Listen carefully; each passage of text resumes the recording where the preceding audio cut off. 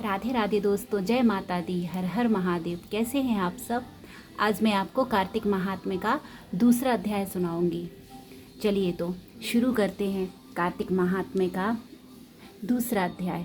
इसके पहले मैं कान्हा जी को और राधा रानी को बुला लूं, कह दूं कि आइए हमारा अध्याय सुनने के लिए आप भी आइए, हमारी पोथी सुनने के लिए आप भी आइए।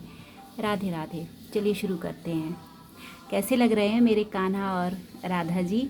ठंडी आ गई है तो देखिए उनको भी ठंडे ठंडे गर्मी के वस्त्र मतलब अलग कर दिए हैं और ठंड के वस्त्र पहना दिए हैं।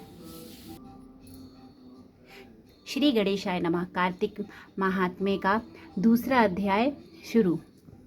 तो दूसरा अध्याय। श्री कृष्ण बोले, हे प्रिय, जब गुणवती ने राक्षस द्वारा अपने पिता और पति का मरना सुना तो दुखित हुई और रुद्रन करने लगी। हे स्वामी, हे पिता, आप मुझे छोड़कर कहाँ चले गए?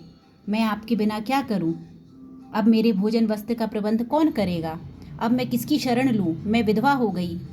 ही विधाता, मैं विधवा हो गई हूँ। विधाता का मेरे ऊपर क्रोध हुआ, मैं कैसे जीऊँ? श्री कृष्ण जी बोले, कुकरी के समान विलाप करती हुई हवा से हिलते हुए केले के पत्ते की तरह कांपती हुई वह पृथ्वी पर गिर पड़ी। थोड़ी देर में सावधान होने पर फिर विलाप करने लगी और शोक समुद्र में डूब गई। उस गुणवती ने घर की सब वस्तुएं बेचकर यथाविधि से अपने पति की पारलौकिक क्रिया की और उसी नगरी में विष्णु भगवान की भक्ति में तत्पर होकर इंद्रियों को वश में कर शांति से रहने लगी और मरण तक एकादशी और कार्तिक मास की व्रत आदि करती रही।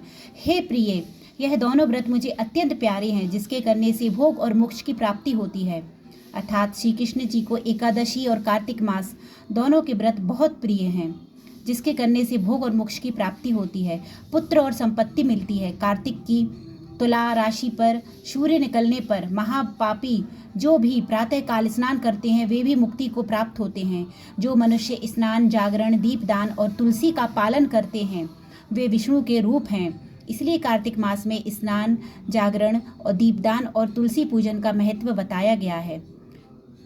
विष्णु भगवान के मंदिर में झाड़ना, सतिया काटना तथा विष्णु की पूजा आदि का कार्य जो मनुष्य करते हैं वह जीवन मुक्त होते हैं। इस प्रकार वह गुणवती हर एक वर्ष कार्तिक व्रत और विष्णु भगवान का नित्य ही पूजन करती रही। एक समय वृद्धावस्था के कारण दुर्बल होने से, रोग और ज्वर से पीड़ित होने पर भी गंगा स्नान को गई। उसको कितना ही रोग और ज्वर था, फिर भी उसने भगवान की पूजा नहीं छोड़ी।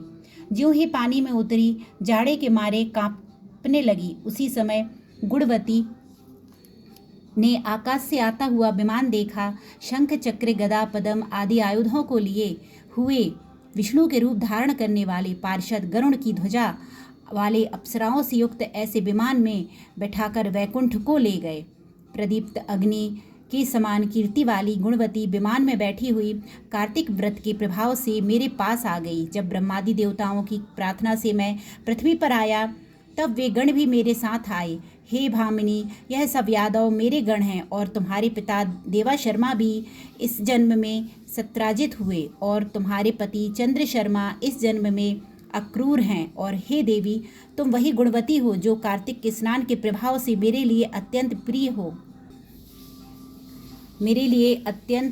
हो। यह कथा श्री कृष्ण जी सत्यभामा जी को सुना रहे हैं, तो वह उनसे कह रहे हैं कि तुम वही गुणवती हो जो कार्तिक के स्नान के प्रभाव से मेरे लिए अत्यंत प्रिय हो।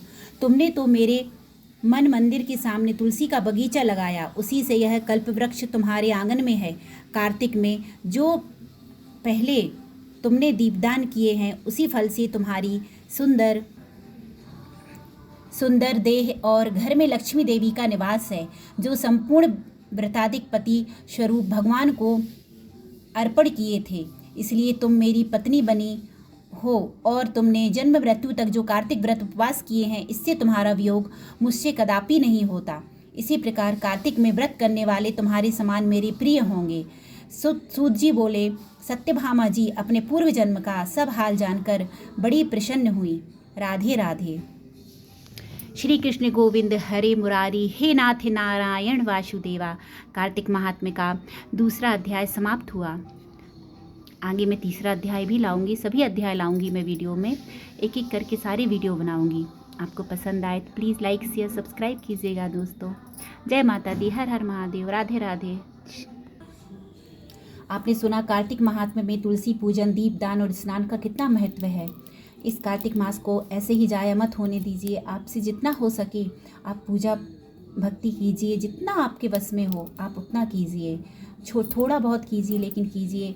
कार्तिक महात्म्य के अध्याय सुनने से ही हम तर जाते हैं, तो कुछ नहीं तो आप इनके पोथी ये अध्याय सुनिए और ओम नमो भगवते वासुदेवाय का जब निरंतर जब भी आपको टाइम मिले आप कीजिए, मन में जाप कीजिए। राधे राधे। और जो भी गलतियाँ हुई हो मुझसे पोथी सुनाने में, अध्याय सुनाने में, तो माफ़ कीजिए।